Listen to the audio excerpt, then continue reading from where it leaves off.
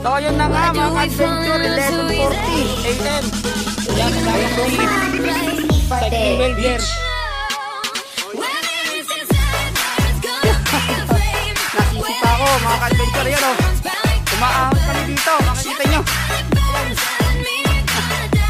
Medyo hirap po ako sa paghawak ng aking cam. Alam po, yan. Ingat po tayo at marami po tayong kasalubong. Medyo banayad naman po na ahon pero dapat focus kayo sa pagpunta dito. Medyo zigzag. Ayan si cycling welder kasama ko sa likod. Yan na, tingal ba? Tingal ano to?